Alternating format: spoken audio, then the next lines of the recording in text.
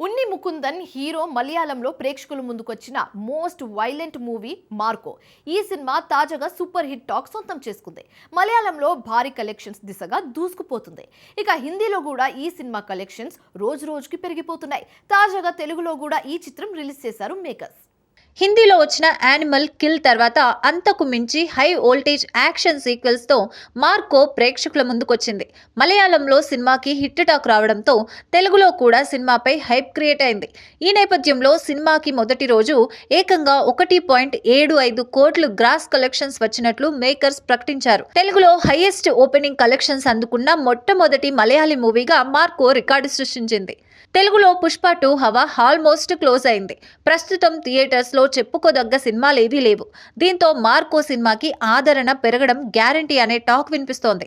ఖచ్చితంగా తెలుగులో ఈ చిత్రం భారీ కలెక్షన్స్ అందుకోవడం గ్యారంటీ అనుకుంటున్నారు.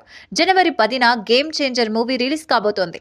అంటే మరో 8 రోజుల పాటు థియేటర్స్లో ఈ సినిమాకి సాలిడ్ రెస్పాన్స్ రావచ్చని అనుకుంటున్నారు. ముఖ్యంగా హై వోల్టేజ్ యాక్షన్ చిత్రాలు ఇష్టపడే వారికి మార్కో బాగా నచ్చుతుందనే మాట వినిపిస్తోంది. ఉన్ని ముకుందన్ తెలుగులో జనతా గ్యారేజ్, భాగమతి, యశోద సినిమాల్లో నటించాడు. ఈ సినిమాలు అతనికి తెలుగునాట మంచి ఇమేజ్ తీసుకొచ్చాయి.